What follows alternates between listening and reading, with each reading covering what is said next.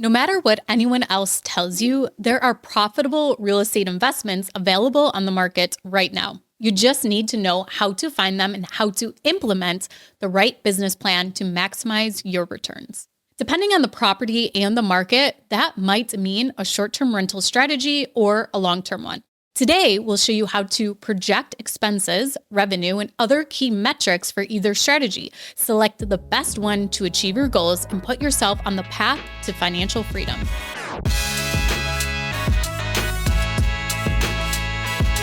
Hey everyone, it's Ashley Kerr, guest hosting the BiggerPockets Real Estate Podcast for Dave Meyer today. I have Garrett Brown here with me, BiggerPockets short-term rental expert and host of the brand new Bigger Stays YouTube channel. Garrett, how are you? I'm doing great. I am super excited to be back talking deals with you, Ashley, and it's one of my favorite things to do at any time. We have a really fun show lined up for you guys today. I gave Garrett some homework and he brought 3 real on-market deals with him. They're in 3 different locations and at 3 different price points. We'll analyze each one as both a short-term rental and as a long-term rental, so you can see the pros and cons of each strategy. Along the way, we'll share a few key methods we use to break down deals that you might be missing in your own property analysis.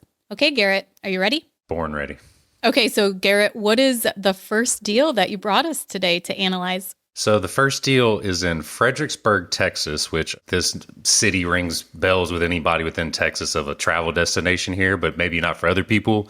This is one of the highest performing short-term rental markets in the country, but it's also about 30 minutes away from Austin, Texas, and it's its own booming metropolis in many ways. It has many wineries. It's like a really cool tourist destination for a lot of people, but it's grown in just general size in the last few years. So there's a 3-bedroom, 2-bath property that has been on the market for a good bit that I've had my eye on.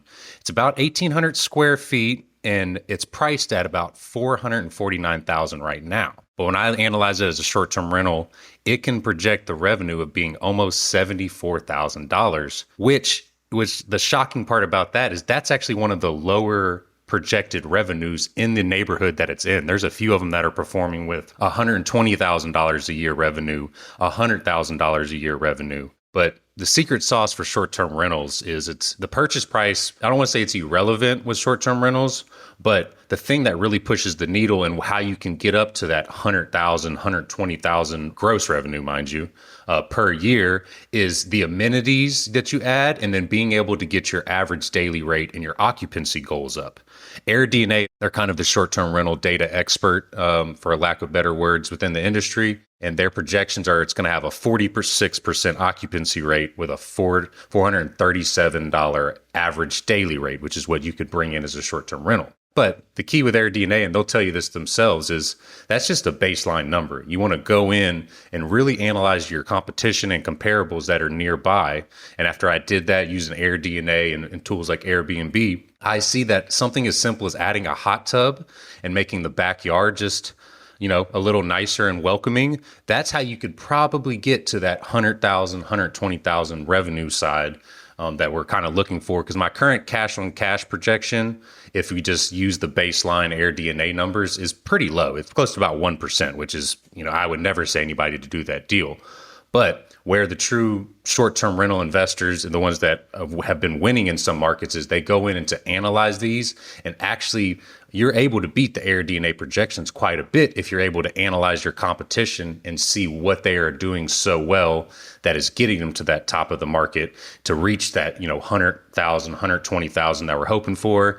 If we add a few simple amenities and keep our renovation cost and furnishings in line, we should be able to get it up to closer to about 15%. Well, first I want to point out how you're taking into account the operational piece. So you're looking at the numbers of this property. And like on the Rookie Podcast, we constantly stress what do the numbers say? Stick to the numbers. Don't get emotional about a property. But I think the difference between a long-term rental and short-term rental is that you have that hospitality piece, that operational piece where you are able to almost manipulate the numbers in a different sense because of that operational piece where as long-term rentals, yes, you can have a better performing property because it has nicer amenities or your, better property manager. People will pay more to stay there.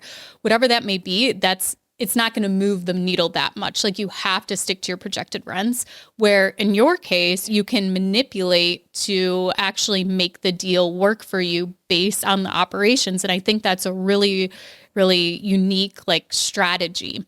And what is your advice on if you're a rookie investor going to buy your short-term rental? Should you bank on that, or should you wait until you get some experience under your belt before you're tying in that operational piece into your deal analysis? I always tell people that are potential investors and things to analyze it from a short-term rental side with the operations from day one, but then also make sure if you're newer to this and you're not 100% certain on a market or different things, or even if short-term rentals are the strategy you want to go after, you want to make sure that it can also possibly work as a long-term rental or even a mid-term rental, because you want a few different exit strategies, especially when you're newer to this type of investing. There's a lot to it that you may not expect. And so if this is a strategy that's brand new to you, I think when you're looking at some of these type of deals, analyzing it from the midterm rental and the long-term rental side is going to be extremely invaluable so that you can pivot if it's ever needed. That's a great point, to have those exit strategies in place. And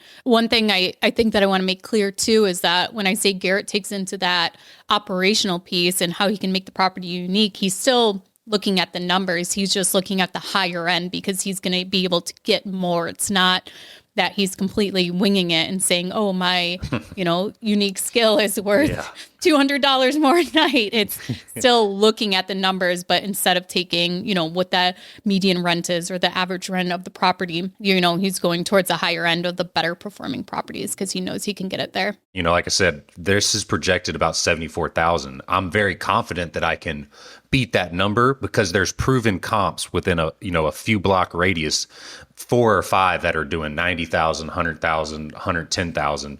So that's how I have the confidence that I can get to there. But if you didn't see the comparables that are showing that, your chances of just adding a few amenities and hitting that number start to dwindle down. So you just need to look at it from all perspectives and make sure there are comps that can support what you're planning on trying to do. Well, I wish I was as confident as Garrett that I could make this work as a long-term rental, but looking over this deal, so the first thing I did, I went to the BiggerPockets.com/rent estimator, and I put in the property address, I put in the bed bath count, and it's telling me the median rent is $2,490 per month, okay? On the low level, $1,200, to the high level, $3,200. So that's kind of a wide margin, but the majority, it kind of shows you the graph of where each of these places are. Very, very small amount are in that high 3,200. Maybe if you went in and did an extensive rehab on this property, you could get that to the high end, but then we're just adding more and more money that we need to put into this deal and refinance out of. So then I went and I did, what would I estimate the mortgage payment to be? So I just did general 20% down, 30-year fix at a 6.63% rate, which honestly, if you're going to use this for an investment property, it's probably going to be higher. But that came out to be $2,200 a month just for the principal and interest. And then taxes ended up being $378 per month, home insurance about $150. And that's just kind of going off an estimate. So this deal does not pencil out because already your monthly payments, not including anything else besides taxes, insurance, principal, and interest, is going to be about $2,800 on the lower end. You might have a higher interest rate that increases that, or higher insurance because insurance rates are increasing. So I'm going to do thumbs down, no, this would not work as a long-term rental. I can agree with that. This is definitely a very, if you're a short-term rental investor that has a little experience, it's a great market for you. Otherwise, I think there's a better option coming in deal 3 that I think might be a little more appetizing for long-term renters. Okay, well, we're heading across the country from Texas to the Pacific Northwest for Garrett's next deal. But first, we must take a quick break. We'll be right back. If you're in real estate like I am, you don't want to lose deals juggling multiple tools. And that's where REsimpli comes in, a true all-in-one CRM designed for real estate investors like us. With REsimpli, you can connect with motivated sellers through calls, texts, emails, or direct mail. Plus, enjoy free skip tracing, cash buyer searches, customizable websites, and automated drip campaigns that turn cold leads into successful deals. Head over to REsimpli.com/BiggerPockets now to start your free trial and get 50% off your first month. Once again, that's REsimpli.com/BiggerPockets. Okay, Garrett, tell us about deal number 2. We're in the Pacific Northwest right now. What area is this in? So this is in Wheeler, Oregon market. I have never invested into the Pacific Northwest, but I've always just been completely enamored with the beauty of nature they have out there, the amount of national parks, state parks, and the vast amount of tourism they have that is driving out there. So this is a new market and area that I've been exploring some. They have a tremendous amount of tourism that comes in there. It's a 3-2, it's about 1,300 square feet. But one of the coolest thing, and when you're thinking from a short-term rental perspective, which my brain always goes there, especially now that have been doing this for so long on the short-term rental side, this has a really immaculate ocean view and mountain view. If there's a view, your chances of becoming a successful short-term rental, when I say a view, like a spectacular view, just shoot through the roof. And so this has that wow factor to me, and it's in a great area that has very high occupancy and can achieve very high average daily rates. And there's even an opportunity that you might be able to maybe place a tiny home unit or an ADU unit on side of it, looking into the permitting and what the deed restrictions are in that area. It's going for about $339,000. It's been on the market for a little bit. So you never know, there might be some wiggle room there. It's projected to have revenue of about $65,000 annually per year. The occupancy rates are pretty good. They're about 55% according to AirDNA. The average daily rate's pretty good. It's about $330 according to AirDNA as well. The cash on cash projection for this property is not significantly high, just using the baseline numbers from AirDNA. It's about 4%. And I'm not as confident as I am with the Fredericksburg market by looking at some of the comparables that I can add some amenities, do some extra things to get it to, maybe $100,000 a year like I was in the Fredericksburg market, because the nearby comparables are making about the same that AirDNA already projected. It's one of those things where you could add a hot tub, I'm sure, and probably get your amenities and occupancy up. My goal would be to get it to 12% cash on cash return, but I'm not as confident in this market based on what I'm seeing with the comparables nearby. So if we're able to negotiate the property price down and maybe get some seller credits, then I might be able to help, the cash on cash return, but those don't move the needle too much in short-term rentals. Getting your occupancy up and your average daily rate is really how you maximize your cash on cash return specifically for short-term rentals. And I'm not as confident in this area now. So I've been looking at this deal just because the view and being able to probably be the highest performing in the market. But I'm a little worried that I'll still never be able to hit the exact revenue goals that I'm hoping for, what it takes with the operation side too of hospitality and short-term rentals. What are you kind of seeing from what you're looking into on the long-term side and everything else? Yeah, so the first thing about the negotiation piece, if you have a great agent, is it's already been on the market for 58 days. So maybe there is a little wiggle room there. But I did the same thing. I did the last one. I put it into the rent estimator. It's at $1,100 per month. On the low end, $796, and then kind of on the high end was $1,300.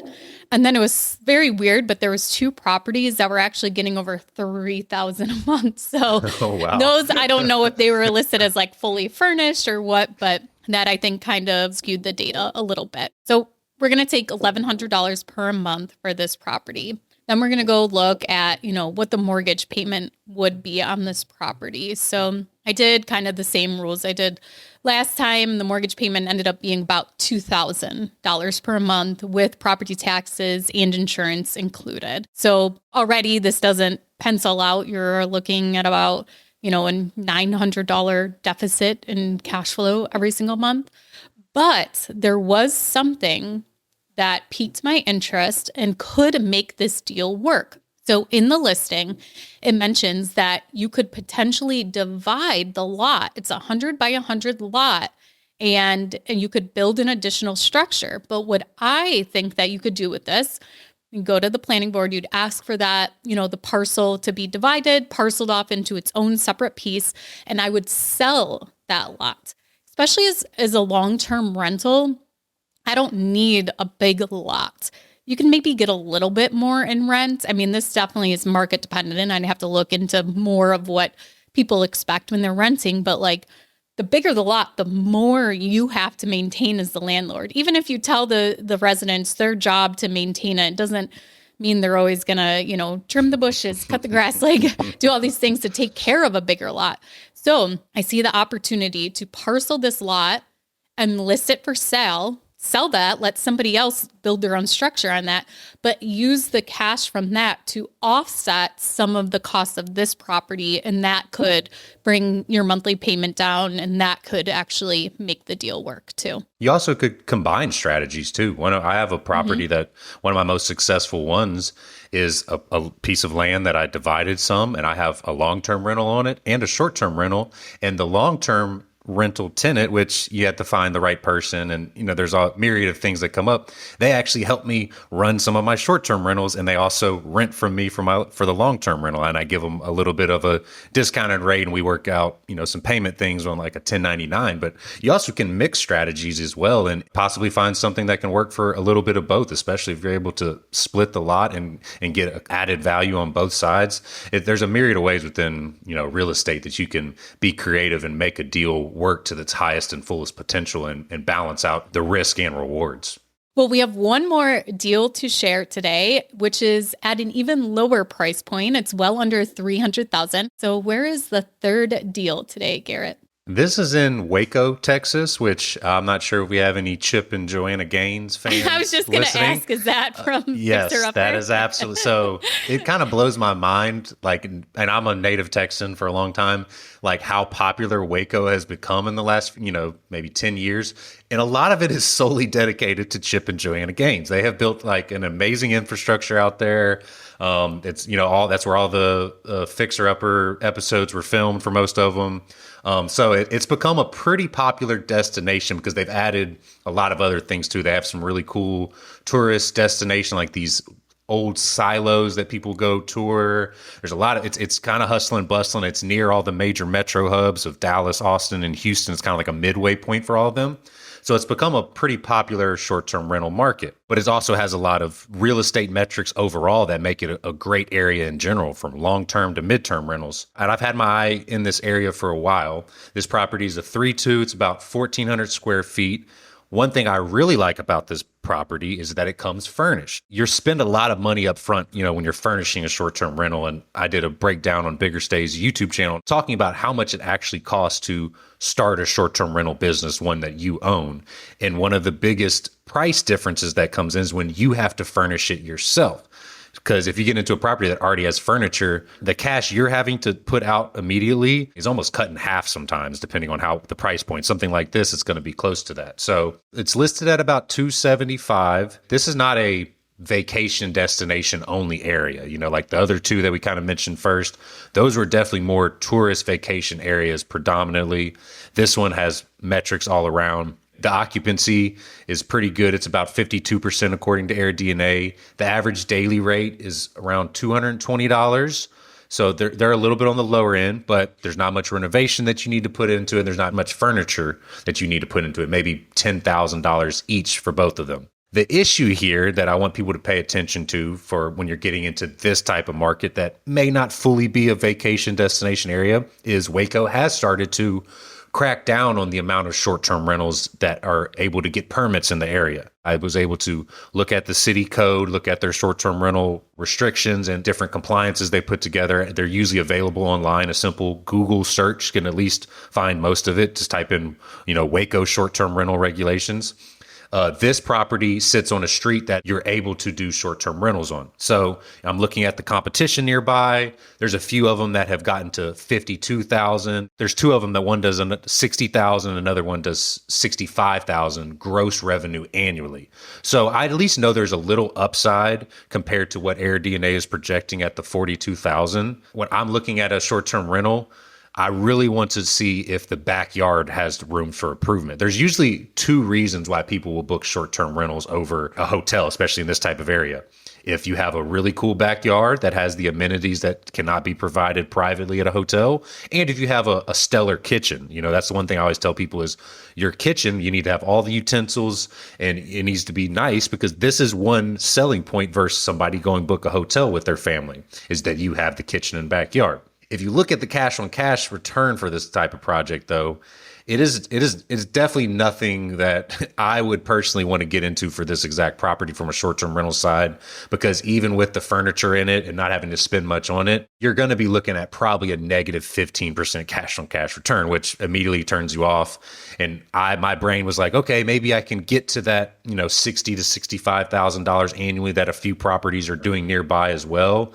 But even if I got close to what they were doing, I'm still probably at around a 4 or 5% cash on cash return. So I started to pivot and think like, okay, if I was going to really go into this deal, because I do love the Waco market and I think this is a great property for numerous different reasons, this would be one that I might possibly look into the midterm rental side, because there's a lot of hospitals over there. Between all of the Chip and Joanna Gaines dynamics that they're bringing in over there, there's actually a pretty high influx of midterm renters going into this market looking for furnished properties. And I think that I could probably cash flow as a midterm rental, which is a lot less on the operation side than it is a short-term rental. Something in the, maybe this is just cash flow after, mortgage and other things are taken out. We probably could get in between $3,000 to $4,000 per month. And so I'm sure you probably have been analyzing to see what it looks like as a long-term rental. So I'd be curious what your thoughts are between some of the different, short-term, mid-term rental ideas I had, or if you think this is maybe a better long-term rental play. Yeah, I actually, after you mentioned the midterm rental, I went to Furnish Finder and I looked in here what it would be. And it looks like just for a 2-bedroom is going for around $2,200 per month. So I think you could get a very decent rate with a 3-bedroom here for a midterm rental. On the long-term rental side, I went again to the rent estimator. It says about $1,600 per month, but it's pretty confident in its score. It's showing that there's quite a few properties that are in that kind of realm. There's one that's priced super high at $2,300, and then the lowest is about $1,100. When you go to kind of the monthly payment on this property, you're looking about $2,100. So, just comparing those two numbers, they don't work. But I did see in the listing that it is located near a university. So maybe there is that option for midterm rental, if you have adjunct professors coming in or something like that. But I did think too that I believe that 2025, the hottest strategy is co-living. Short-term rentals were for a while, glamping was, midterm rentals were. And I think this is the year that co-living. So this is a pretty nice property. One thing that I would have liked to see is this kind of has an open floor plan where there's a huge opportunity to take a single family home and turn, if it has a separate dining room, turn the dining room into another bedroom. Yep. I didn't even mention that Waco is, home of Baylor University, which is a major university within Texas. So the midterm rental market and co-living, I think those could be great, options to explore in this. And it's been on the market for a good bit too as well. So this is another one working with a highly qualified agent through, the BiggerPockets agent finder. You will probably have a lot of leverage to work on that negotiation, the purchase price, or do seller credits, and so there's a lot of options when something has been stale for a little bit. And, coming furnished actually might work in your favor, because that might not be as appealing to other people looking to properly buy this property. Yeah, 245 days it's been on market. Doesn't that automatically make you think, what's wrong with it? And it could be nothing. It could be nothing wrong with it. You'll be shocked sometimes. I make, luckily I'm an agent, and so I can always make offers on properties I like and not feel bad of making my agent, make lowball offers, But you'll be shocked at some of the offers I'll put out there sometimes, and they'll entertain it. Maybe they're finally getting to that point now where they're like, all right, I'm at my wit's end. Let's see if somebody has a deal for me. So there's nothing wrong with working with a good agent, setting that standard with them and telling them, I'm going to buy something. I might lowball a few, like, don't hate me for that. And, most agents, if they're an investor friendly agent, that like the ones that come from BiggerPockets Agent Finder, they're going to fully understand that strategy and also help you really understand that market. List prices are just a suggestion. So, you give your suggestion for what you think it's worth and stick to your numbers. If you have a number, once you do your deal analysis that you're like, I like this property, but I would only buy it at 235. Don't get emotional. Don't go above that, and go to the next one and get your repetitions in. And this will start to slowly work your investing memory muscle. And then you'll eventually be able to knock a few of those deals out the park, and a few of them will start going your way. It's a numbers game sometimes. You'll be way more emotional with a property when it performs really well and cash flows great than if you just liked it when you walked through for the showing. Yeah, absolutely. And you'll be way more emotional if you buy the wrong deal. So that's why stick to your numbers. Yeah. Well, Garrett, thank you so much for bringing those deals on today and for sharing with us. Thanks to everyone for listening to the show today. I'll see you over on the Real Estate Rookie channel, and you can find Garrett on his new channel, Bigger Stays, on YouTube. Dave Meyer will be back soon with another episode of the BiggerPockets Real Estate Podcast in a few days. Thanks for watching.